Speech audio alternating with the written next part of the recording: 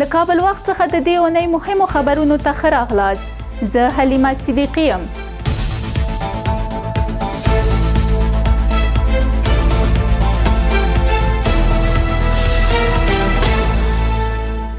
د اوبو او انرژۍ وزارت سرپرست ملا عبداللطیف منصور د اوفي بهرام د کانونو د استخراج او پروسس سوداګریز شرکت له مسؤلینو سره په پکتیکا کې د 2 میګاواتو په وړتیا د برېښنا د تولید کارخونې جوړولو د عملي چارو د پیل په هکله بحث او د اندونو تبادله وکړه.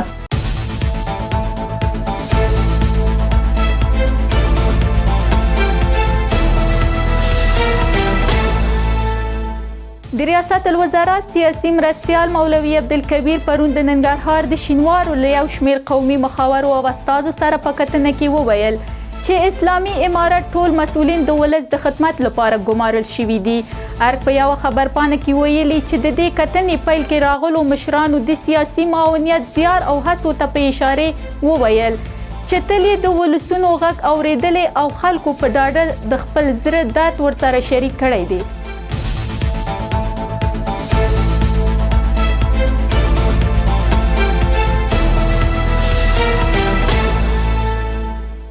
د بغلان والي د دغه ولایت د تاله او برفک ولسوالۍ له ځایي سپینګرو خلکو او قومي مشرانو سره په لیدنه کې له حکومتي چارواکو سره د ولسي خلکو د مرستې په زیاتولو ټینګار کړی. د باختر آژانس د خبر له مخې د بغلان والي مولوي عبدالرحمن حقانی له قومي مشرانو سره په لیدنه کې د ښې حکومتولۍ په رامنځته کولو کې له حکومتي چارواکو او مسؤلینو سره د خلکو مرسته مهمه بللي او ټینګار یې کړی چې حکومتونه د ولسي خلکو له همغږۍ او مرستې پرته پرمختګ نشي کولی.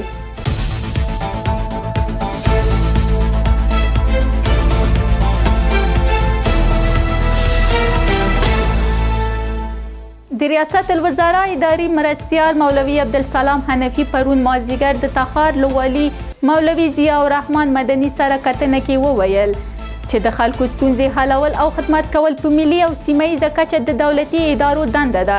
د ریاست الوزرا مطبوعاتي دفتر په یوه خبرپاڼه کې ویلي چې د یادې کتنې پیل کې مولوي ضیاء الرحمن مدني د امنیت، سیمه ییزې حکومتولۍ، اقتصادي وضعیت او د تخار ولایت د خلکو ستونزو په اړه خپل معلومات وړاندې کړل.